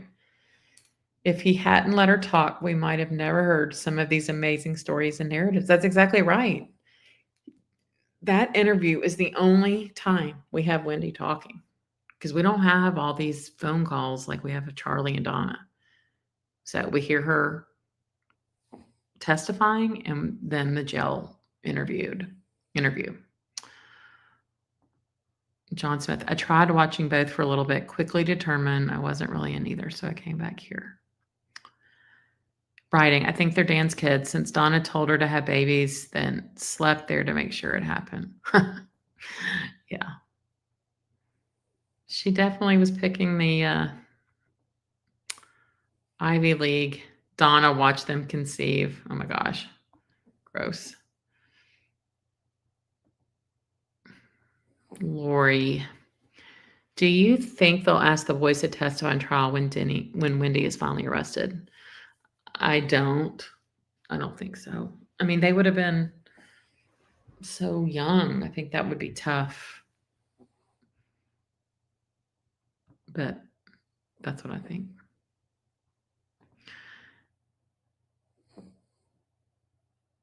Yeah. Yeah. Thank you, Claudia. Spencer, I'm glad that these others have been held accountable, but I do not feel there will be true justice until Wendy is arrested and found guilty. Wendy benefited the most. I agree. Spencer, you're not alone. It has been spoken about. Yeah. Neverly, the 37-year-old Victoria's Secret wannabe single mom of 2. Yeah. Charlie wouldn't want that. Damaged goods.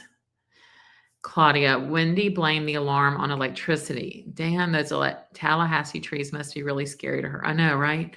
The tree was an electrical storm, and then the alarm, it was the weather. She's something else. And I know somebody was in a chat saying, oh, Lewis talks about that. Yeah, they talked about casing the house, but they never mentioned the alarm going off. Kathleen, to my knowledge, no, because ISOM asked for it that day, and then they've never made themselves available at all. Yeah, Harvey Photoshop Wendy's chest. I know.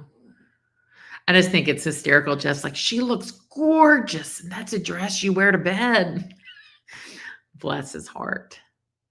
Dad, make my boobs really big for the photograph on Facebook. It is weird that she changed her Facebook photo the night before. Oh, so that's interesting. So maybe she went to the food trucks and the art gallery and for the walk. And then when she got home, she decided to change her Facebook photo. Makes total sense. Hey, Audrey, you love Austin Power. I do too. It's hysterical. Liza Divine, I'm new to your channel. I'm happy I found it. Really good content. Thank you. I appreciate it. Yeah. Yeah. Charlie would never date a woman with kids.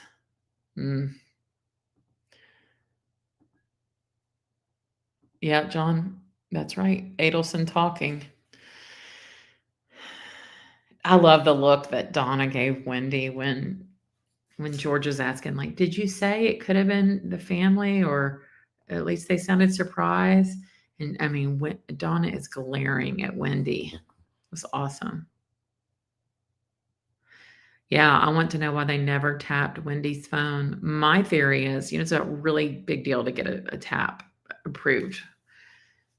And I guess they had that link for Charlie and Donna. I think, though, it's only Charlie's and Katie's that's tapped. I don't think Donna's was, because it's only when Charlie calls Donna. Have y'all noticed that? So I think it was showing the Charlie and Katie connection, if I remember. But when Donna goes, "Hi, how's my boy?" Ooh, it's so freaky. Quinn's mom, "Hi. I always thought the message, 'This is so sweet,' meant more like, 'This is so cool,' as opposed to actually sweet nice. If you're around that age, back in the day, we would say that to mean cool." Oh, yeah, like sweet. Oh, that's a good point. I never even thought about that. Yeah, that's sweet. That's true. That's kind of what we said then. Oh, Debbie. It's probably Charlie that watched. That's funny. Kindly, what is the cute crown and number by my name? I don't. Oh, I think it has something to do with comments. I'm not sure. Jack in the forest. Even if Charlie didn't hire Hitman, we know he did. He needs to be locked up. Jeff said Charlie regularly takes sex tourism trips. I know it's so disgusting, especially considering Wendy's job. It's really, really gross.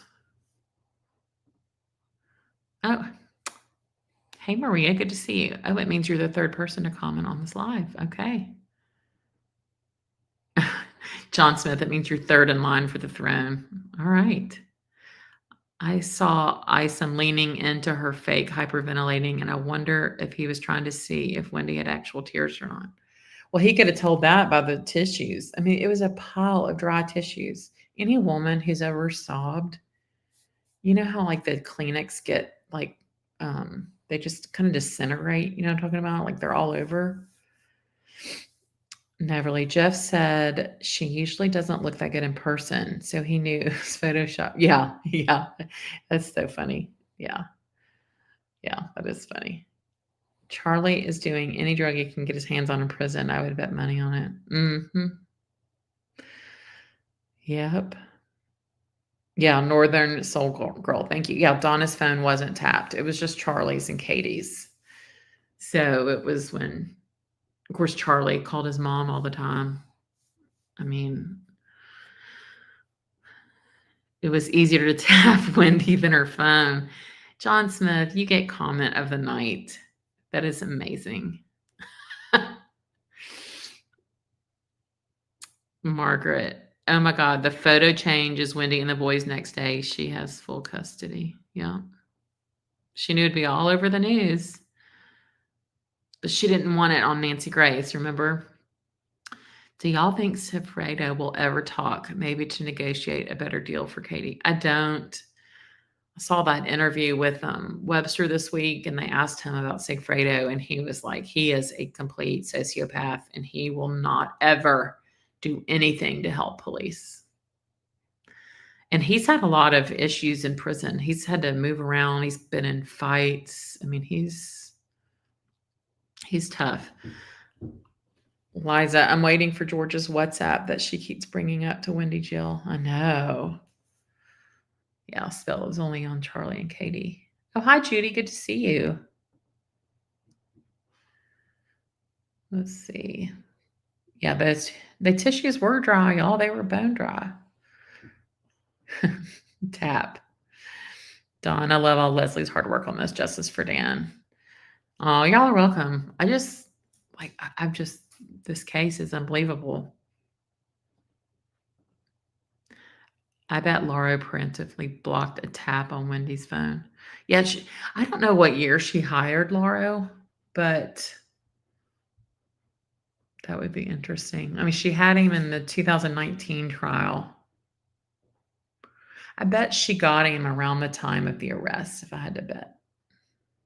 Probably 2016. Didn't Morgan Honeycutt know him or something? John Smith loves Morgan Honeycutt. He thinks Morgan Honeycutt is awesome. Isom seemed afraid of her. He should have forced her back when she escaped with Donna. I mean, they couldn't, right? Because then she had her attorney call. Of course, Wendy says he never reached out again. He never tried again. She's so full of it. Isom said in the ML interview there were tears. Well, I don't know about that. Charlie smoking his mattress stuffings. That's funny.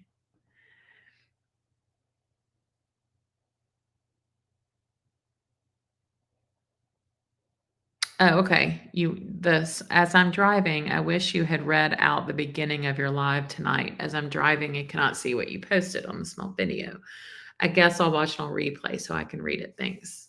Right before I close out, I'll play it. It's 3 minutes. It's just all the questions I asked in the interview and or my quote unquote interview of people. Um,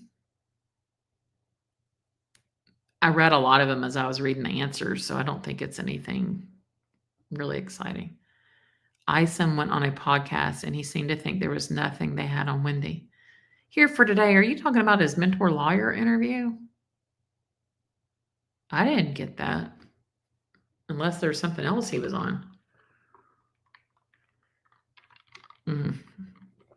Isom said Siggy is a freak on a leash. Isom said that or Stephen Webster? Hello, Salt and Pepper. It's good to see you. Oh, Webster, yeah. It's good to see everybody. All right. Sigfredo has now become a Latin king in prison. Yeah. And y'all, Stephen Epstein gives a very detailed information about the Latin kings and about the tattoos. And I mean, Lewis was like high up, like by the time he was 14. Yeah. Oh, that's right. Northern Soul Girl. There we go. Sigfredo has now become a Latin king in prison. Cooperating is strictly against their code. That's right. Can you preemptively block a tap? I could do a lot with that, but no, I don't think so. Oh, it was Mentor Liar. Yeah. I was honestly shocked, y'all, that Isom went on and did that interview. I wonder if that ticked off Georgia. I was really surprised by it. And I'm like, how did Mentor even get Isom in there? I'd like to know. You had an evening nap. I was up at 2 a.m. Oh, yeah. Well, you might be up late tonight because if I take a nap, I can't go to sleep usually. Jeffrey talking about Wendy at the bar mitzvah comments just when you think it couldn't get worse. I know it's awful.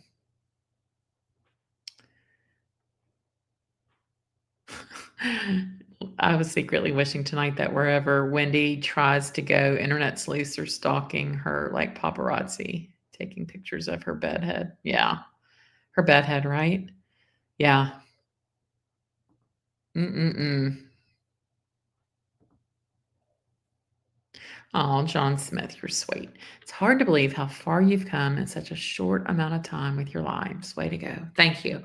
Well, I'm going to tell you, I got a MacBook Pro, I think it's what it is, and it's freaking amazing. And I have a second monitor now, and I'm feeling really official, y'all. Love it. It does take a minute though. Let me tell you, if you're ever on with somebody and they're kind of struggling, don't be like, "Oh my God, you suck." Just give them a little grace because it is not the easiest. Periscope has the best laugh. I agree. Oh, interview. I have no idea what your live is about. Okay. I will I'll just show the video and read it out loud. I mean, it's like 3 minutes. It's not. I was just like debating how to share all this with y'all tonight. And just give me a second.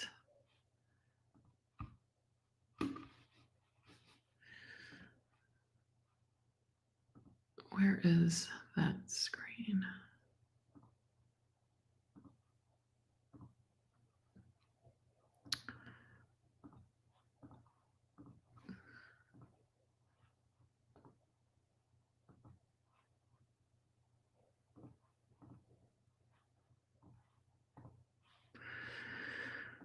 Oh, hold on.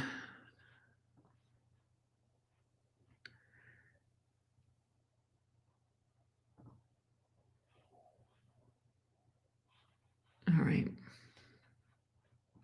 All right, so this is the video I made. So I was just trying to build something so I could show y'all how to, or what questions I asked everybody, but I ended up reading most of them. But here we go. Wait, let me take this comment off the screen. See, John, you jinxed me. Now I'm all flustered. Okay.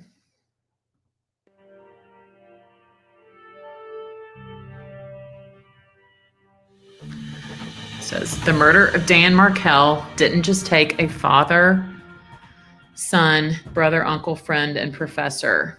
It shattered a family and wounded an entire community. Did you personally know Dan or Wendy? If so, how, where did you meet them? Did any of your friends or family know Dan or Wendy? How did you first hear about Dan's shooting? What was your initial reaction? What was the mood in Tallahassee on July 18, 2014, especially among those who knew the Markels or Adelsons? Were people afraid? Was there a sense that this might have been a random act, or oh, wow, that was fast. Did you notice any changes in security, like at the daycare or university? Did you personally feel unsafe or worried for others? How did the tragedy change the local community, especially among law school faculty? Wow, this goes too fast. Were there conversations in Tallahassee about justice and privilege? What do you remember most vividly in the following weeks and months? If you know the boys, what were they like before the tragedy? Do you think they might have small memories, the boys? For example, the broken TV. What kind of mother was Wendy from what you observed? How did people perceive Wendy after Dan's death? Did opinions shift? And then life in Tallahassee after July 18, 2014. At what point did you begin to suspect that something wasn't right, that this wasn't just a random crime? How did you and others process that realization with arrests? Did anyone in the community feel guilt or regret about missing signs beforehand? How did people in Tallahassee react to arrests of Garcia, Rivera, and later McVanawa? What was it like watching Jeff Lacoste testify? Did people still in Tallahassee talk about the case, or has it become something people avoid discussing? What do you think Dan's lasting legacy is in Tallahassee? How do you think this tragedy changed people's sense of safety and trust? Were there conversations among friends about possible motives or involvement?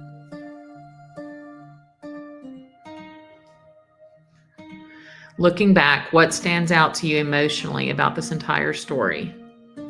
What do you wish people outside Tallahassee understood about how this tragedy affected the community? If you could speak directly to Dan or his sons today, what would you want to say? And do you think Wendy or Harvey will be arrested?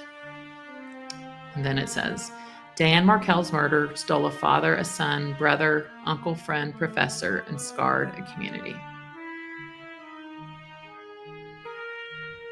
So, yeah, so I need to remember that, like those comments. Oh my God, I couldn't even get it all through there. Oh, thank you. Leslie is an official YouTuber. I know, right? Can you believe it? Y'all, please like and subscribe. Now I've got a personal goal. Like I want to hit 10,000. And I'm not doing memberships or anything. You thought Isom was pleading the fifth on Mentor Lawyer and going with the all shucks vibe. Good detectives know how to act.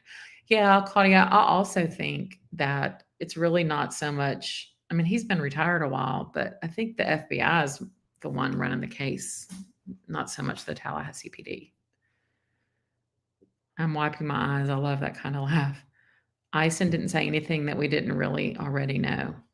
The only thing he said wasn't it like how they found Wendy at the restaurant, maybe? I think. I could be wrong. I looked at Isom interview as a mini bump. Oh, I like that, Judy. That's good. That's good. I love that. Miss Kitty, defense team for Wendy will file a motion for a change of venue. Oh, for sure. Yeah. The thing is, like when people get change of venues, like Corey Richards wanted to change a venue. She's the one out in Utah that basically did the same thing. And they did like a county over. I mean, that's not going to change anything.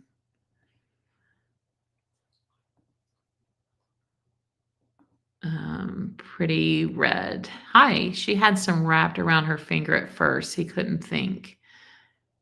She had some wrapped around her finger. Oh, yeah. He couldn't think that delays in the trial. Yeah. Thank you. I appreciate you, Salt and Pepper. Thanks for liking. Um, the delay in a trial is because she threw him a bone and he hid it. She might have kissed. Yeah, she kind of did have isom wrapped around there. The Blue River, the navy blue outfit is slowly turning into prison scrub. It's funny. Dawn, apparently you don't mess with Sigfredo, doesn't talk much, but gets the job done. Yeah. Oof. Who were these questions for, Judy? So a while ago, I reached out to just anybody watching and said, do y'all live in Tallahassee, or do you know someone who knows Dan and Wendy? I mean, I would love to even hear from people in Miami. I would just love, I just was trying to get some insight, right? I mean, obviously, I just wanted to hear, because people I know from Tallahassee, they're like, yeah, I mean, I remember it. Um, One of my friends, her mom lives in Benton Hills or whatever, and she's just like, yeah, we don't really talk about it. I just think that's strange. Thanks, Audrey. Strange she has her ringer off. Why, if you have young children? You know what, Miss Kitty, that's an excellent point, especially because when she's in the interview, her freaking phone rings. Wendy was like the type that always had her ringer like turned up.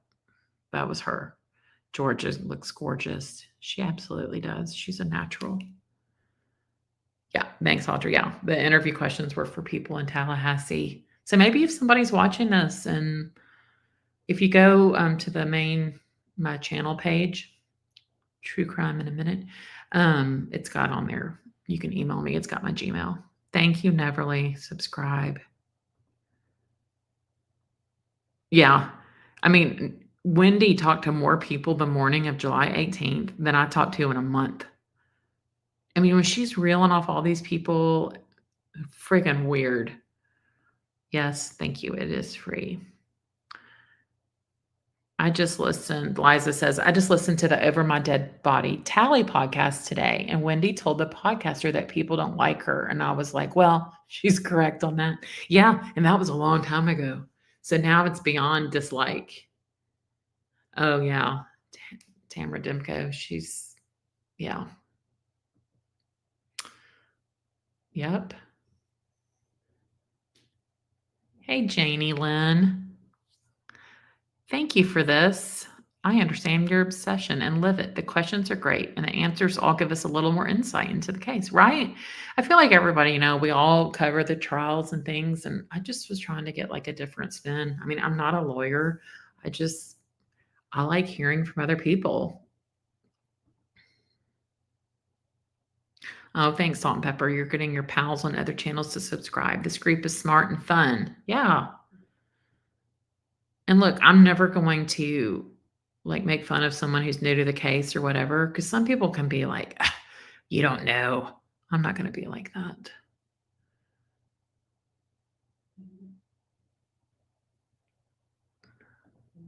Thanks for the likes. I agree.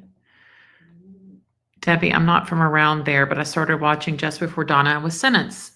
I couldn't believe there was so much hatred for Dan. So sad. I know it was. Oh, yeah. Dan's voice was in the Over My Dead Body. And then they played his voicemail this trial, which I think was the first time they'd ever played that voicemail. Margaret, I hope this has taught law enforcement to listen to witnesses and potential witnesses better. Yeah. Like that one guy, not Isom, but I think it was Hale. He just thought Jeff Lacoste was weird. I mean, that guy drove like straight into town, middle of the night, like 2 a.m., 3 a.m., 4 a.m., whatever it was, went to the PD to talk. Bless his heart. Who knew the Adelsons? There seems more wicked deeds to be discovered, according to Drina. Yeah, that's what I want to know. Does anybody know anyone in Miami? I don't. But we need to find somebody that lives in Bristol Towers. That's where Harvey is. Can y'all imagine if he was your neighbor? Ooh, be so scared. Oh, truth seeker. First time viewer, welcome. We're happy you're here. Yeah, Luis Rivera did cooperate, even though he's a Latin king, but they're keeping him in federal prison to keep him safe. Neverly, she was stacking alibis in 15-minute increments. That's true. Oh, and for all of you new people, Neverly and I kind of chatted about this. Not forgotten, but Epstein talks about in that book, Extreme Punishment, when they did the Google search results on her phone, she had Googled student teacher porn. Wendy had. Of course, she probably says the Google records are wrong. Judy, I like hearing from others too, except those that think Wendy didn't know nothing. I know. Wendy didn't answer the phone when Dan called because she didn't want to be on the phone while he was getting shot. And so she lied and said the ringer was off. She's a liar. Oh, I agree. And I think it was 9:00, but she probably wanted the voicemail.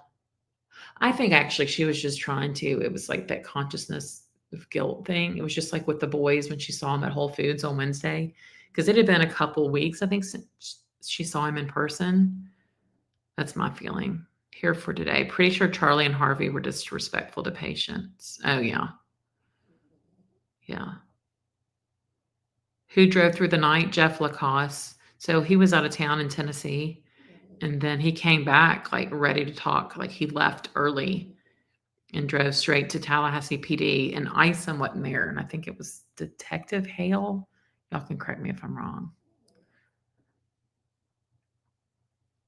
Good night, Dawn. Thank you. Message power trip. Yeah, control freak. It's true. Yeah, the porn searches. Ugh.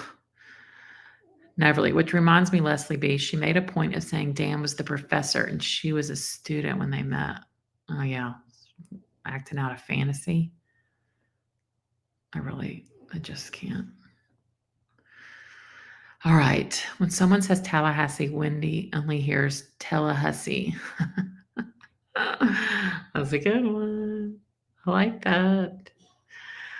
All right, y'all. This was good. Thank y'all so much. And yeah, if you know anyone in Miami, please try and get somebody that maybe went to the their temple or synagogue.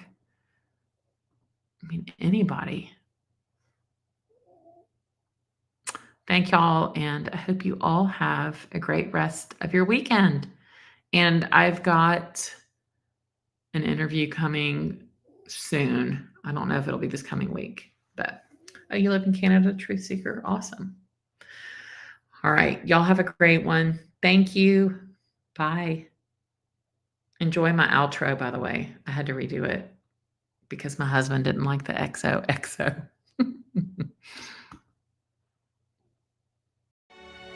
The state isn't going to decide to arrest me.